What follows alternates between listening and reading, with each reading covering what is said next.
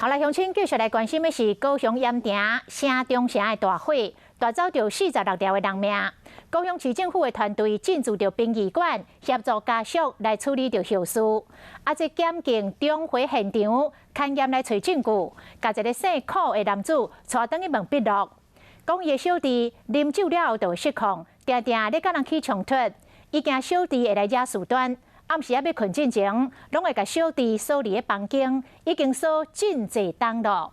想袂到即个火烧厝，这个小弟是走无路，消失伫个房间底。检察官问过笔录了后，认为这个死者的经济来源甲生活照顾，拢是由这个兄哥咧负责。考虑到手足亲情，所以无保车回。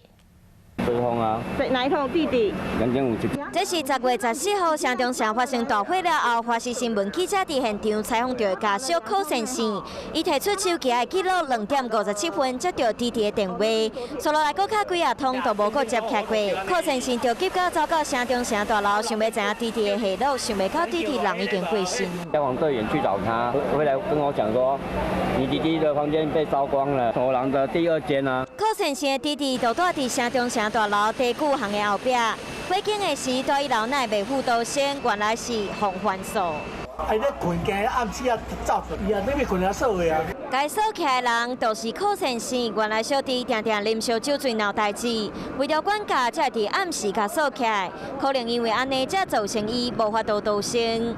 做未啊，这未打做，做几啊冬啊。检警知影这个重大线索，随甲阿兄找到案。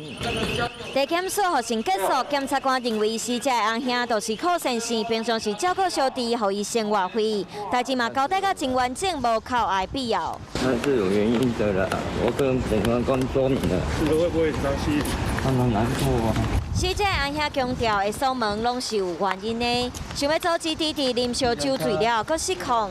不过因为大火的发生，刷电脑变作是弟弟死伫火场的关键之一。